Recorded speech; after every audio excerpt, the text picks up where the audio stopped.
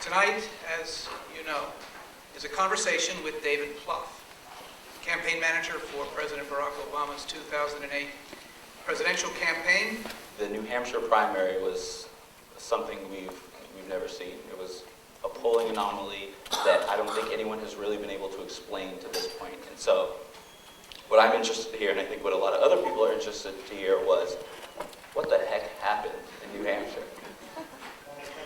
I'd say first, I think one of the biggest surprises of the whole campaign is that Barack Obama, the 44th President of the United States, having lost the New Hampshire primary. We really thought that to defeat Hillary Clinton, who was such a strong frontrunner and had such staying power, we have to win Iowa. But do you think that future campaigns in 2010, in 2012, and 2016, with candidates less charismatic and less exciting than Barack Obama, will be able to continue that model? You cannot replicate what happened in the past. Barack Obama had unique appeal to millions of Americans, had unique appeal to younger voters who just didn't vote for them, but they gave money, and they volunteered, and they traveled to states. We as a campaign believed in the grassroots in our core.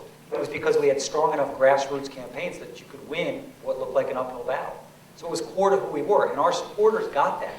They really believed that Barack Obama and the campaign believed in them and what they were doing, and then it mattered. It wasn't a nice addition. I think many of our supporters by the end believed if they spent one less hour helping out, Obama may not win. By the way, there was some truth to that. Go work on a state senate race or a county council race or a congressional race. You'll have more impact, though. You'll learn more. And it's a great experience that way. So don't be dazzled by the bright lights. You know, we had a guy in our campaign named Eric Lesser who came from here. Okay? He's now working a few steps from the Oval Office. He was the guy who handled bags in our campaign. You got to be willing to do anything. You are not going to come out and write speeches or position papers.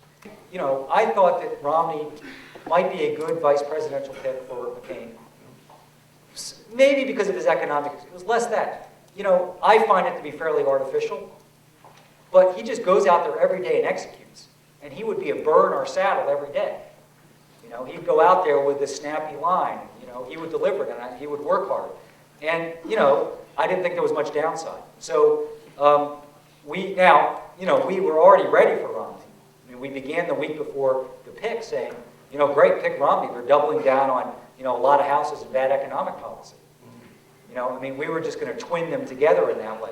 Right. We didn't have quite the strategy developed on Palin. We had to kind of make that up as we went along.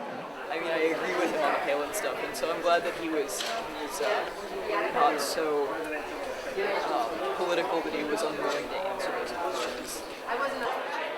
I mean, it was very pointed. He spoke directly to us. I think he was right in that a lot of people here, especially people who are, you know, at the IOP, they speak candidly, think, you know, I'll hobnob with the top people and I'll go right to the top. And really, you know, if you look at all of these people who are hobnobbing with that are at the top, they all came from the bottom. They all carried the bags. They all entered data into computers for hours and hours until they had carpal tunnel.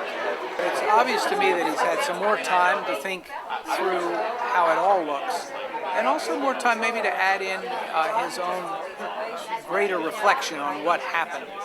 And yeah, I think he said what he thought, and probably thought more than people thought he would admit.